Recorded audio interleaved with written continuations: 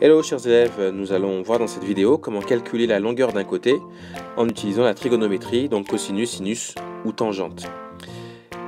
Alors la première étape, ça va être de déterminer lequel des trois il faut utiliser, entre le cosinus, le sinus ou la tangente. Alors pour le savoir, on va procéder un petit peu de la même façon que précédemment, comme on avait vu dans une autre vidéo. On détermine l'angle que l'on connaît ou qu'on recherche, et aussi les côtés qu'on connaît ou qu'on recherche. Alors là, voici l'exemple qui vous est donné, le triangle EFG, rectangle en E. On connaît GFE, on connaît EF qui fait 7 cm. Et donc on cherche à déterminer le côté GF.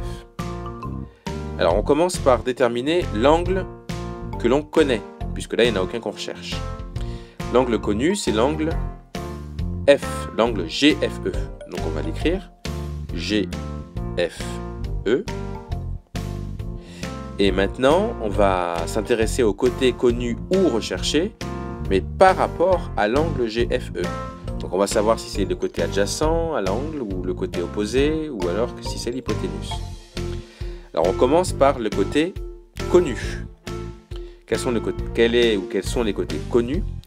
Eh bien, on a EF qui est connu, et par rapport à l'angle GFE, EF c'est le côté adjacent. Donc j'écris A comme adjacent. Ensuite, quel est le côté qu'on recherche, puisque là il n'y a plus de côté connu. Donc le côté qu'on recherche, c'est le côté GF, qui est là. Et vous voyez que c'est le côté qui est en face de l'angle droit.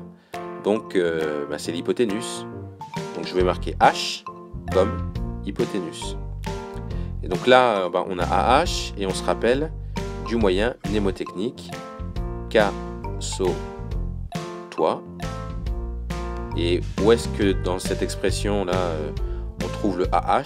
On le trouve ici au début, donc avec le C, c'est-à-dire le cosinus. Donc on sait que pour trouver le côté GF, il va falloir utiliser le cosinus. Alors je vous rappelle que tout ce que je viens d'écrire là, c'est uniquement au brouillon qu'on va écrire ça. Donc maintenant il faut déterminer comment l'écrire, comment rédiger tout ça. Alors, on est dans un triangle rectangle, donc on le précise. Donc, EFG est rectangle en E. Donc, on peut écrire cosinus, parce qu'on a dit qu'on utilisait le cosinus. Cosinus de l'angle que l'on connaît, donc cosinus de GFE, c'est égal à côté adjacent, EF, côté adjacent à l'angle GFE évidemment, sur l'hypoténuse, c'est-à-dire GF.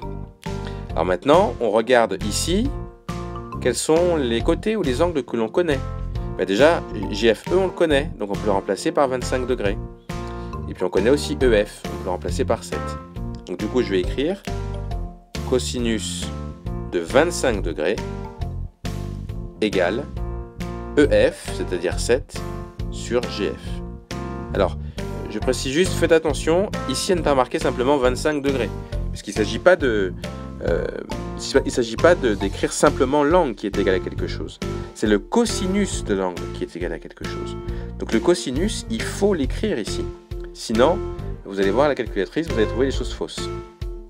Donc il faut absolument écrire l'angle. Alors maintenant, comment trouver le côté GF? Là, il faut voir que c'est un petit peu un produit en croix. Alors pour bien le percevoir, on va mettre tout le cosinus de 25, donc le tout, pas simplement 25, mais cosinus 25, on le met sur 1. Et là, vous voyez peut-être que c'est un produit en croix et qu'il suffit de faire le produit en croix pour trouver GF. Alors, on va voir ce que ça donne. Du coup, GF, c'est égal à 7 fois 1, divisé par cosinus de 25 degrés.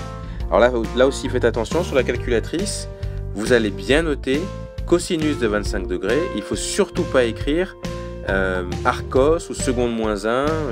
Il faut vraiment simplement taper sur la touche cos, après on écrit 25 pour bien faire le calcul. Donc 7 fois 1 divisé par cos 25 degrés. Et quand on fait ça à la calculatrice, eh bien, ça nous donne environ 7,7 cm. Voilà comment donc on peut trouver le côté GF en utilisant le cosinus de l'angle GFE. Alors maintenant, je vais vous laisser recopier la partie de cours nécessaire.